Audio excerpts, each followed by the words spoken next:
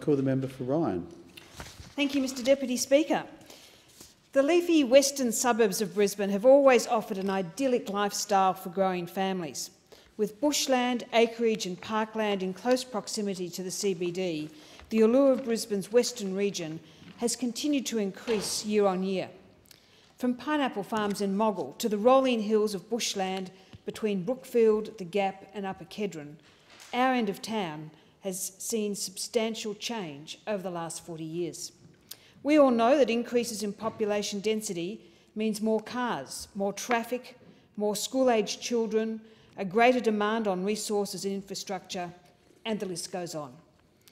And while the northern suburbs have had upgrades to roads, trains and schools, the southwestern part of Ryan has long suffered a lack of investment by successive governments.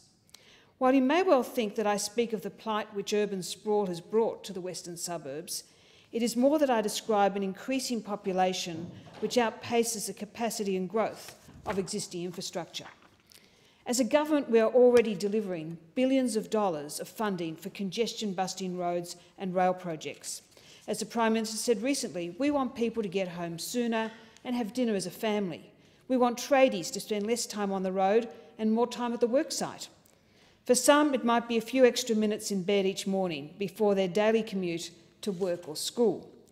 Queensland, and specifically South East Queensland, needs updated infrastructure, schools, water storage and health facilities to ensure our state remains a major tourist destination and, importantly, one of the world's premier locations to live, work and, importantly, raise a family. In short, we need a strategic plan and a commitment to deliver it.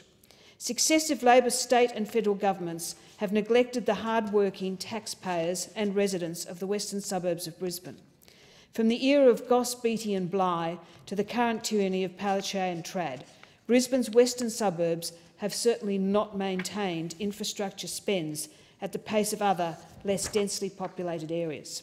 Long-term planning is absolutely essential to ensure that Australia identifies and protects the land required for the infrastructure that we will all need in order to meet the increasing demand on our transport and other systems and networks that results from a growing population and a growing freight need. I'd like to use this opportunity to speak about the need for increased and better infrastructure spends on roads, schools, new bridges and bridge upgrades, just to name a few. I start by raising with the House the travesty known as Moggill Road, the mere thought of which has me dreading that hour-long, only 8-kilometre commute from my home to the office. Day in and day out, this major road for those travelling to and from Brisbane's CBD is almost reminiscent of Sydney's peak hour gridlock. Mr Deputy Speaker, we must remember that road transport infrastructure is critical to sustaining Australian communities, growing our strong economy and improving our international competitiveness. Time spent sitting in traffic that would be better spent making a contribution to business, society and family. The economic impact of peak hour chaos is detrimental to positive economic impacts. Back in 2007, the Bureau of Transport and Regional Economics undertook a study and forecast that the avoidable social costs of congestion will rise to more than $20 billion by 2020. That's now just 1 year away. Along with Dr Christian Rowan MP, the state member for Moggill, we have discussed at length and engaged with local road users to determine some short and long-term positive places of investment to alleviate and future-proof congestion issues.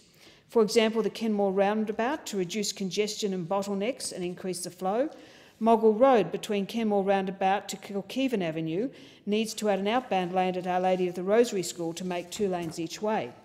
Balbarry, a traffic or green bridge over the river from Weeks Road to allow for buses to travel to Balbarry and residents to get to Darra or Wacol train stations. Upgrading the Centenary bridges and adding lane capacity to the Western Freeway and the Centenary motorway. Then there is the highly controversial Kenmore bypass. With land already allotted and designs formulated, this bypass has long been a justifiable option. Mr Deputy Speaker, is not just about increasing Brisbane's western transport network. It is about strategy and forethought to ensure new and updated infrastructure has the capacity and ability to cope over the longer term. Unlike the lazy Labor governments, the coalition government is responding to the needs of the economy by building infrastructure that will drive economic growth, create jobs and improve productivity. But we do need a strategic plan. We need all levels of government to be involved, and we need community consultation, because we need to plan not for now, not for next year, but for future generations. We need a vision and a long-term plan, and then we need to fund it and stick to it. At a time when the Coalition Government is giving record funding for education, the western suburbs of Brisbane is crying out for a new school. I've long advocated for the construction of a P12 school in the Pinjarra Hills area of the Ryan electorate. Every school within a less than 10-kilometre radius of this area is already at capacity. If our part of Brisbane maintains its demographic trends, the requirement for more schools is a must. Since becoming the federal member in 2010, I have time and time again heard from local residents who are forced to send their children to schools as far away as Ipswich or private schools because of limited capacity nearer to home and local schools that cannot cater. Kenmore State High School more than serviced the local catchment when it was first built in the 1970s, but since then it has grown to a point where it is now bursting at the seams. We cannot risk our future generations' scholastic aspirations merely because of inadequate school infrastructure. Again, we have a classic bottleneck scenario here, with more than 10 primary schools in the district feeding into Kenmore State High School. If primary schools within catchment are continuing to grow, the problem is blatantly obvious. Previously, students from the local school catchment would choose Kenmore State High School for their senior education. It was a close social community and, importantly, was convenient for local parents. Unfortunately, with more than 10 local schools currently feeding into this one high school, the option is becoming unviable. Again, successive state Labor governments have approved development plans for new housing estates in the area, but refused to acknowledge the need for the resulting infrastructure. The old University of Queensland Vet School site at Pinjarra Hills, I believe, offers a prime location for the construction of a new school. With direct access from public transport, close proximity to the now populated areas of Moggill, Bellbowrie, Corona Downs and Mount Crosby, this location could very well be the solution. While we can blame the significant neglect on successive Labor governments in Queensland, and indeed I do, I also believe that actions speak louder than words. I use this opportunity to support the commencement of a scoping study to demonstrate our commitment and determination to offer a solution to long-identified challenges. Along with my coalition colleagues, I have remained committed to the betterment of infrastructure in our respective communities. Only a strong economy and responsible fiscal policy can provide significant investment in infrastructure, as evidenced by the recent South East Queensland City deal. Having persisted with the slow flow of traffic on Moggill Road, the lack of state government action on a new high school in the area, or even the desire to add another bridge across the Brisbane River, I believe only this coalition government has the courage and budgetary position to invest in our desperately needed infrastructure to revitalise Brisbane's western suburbs.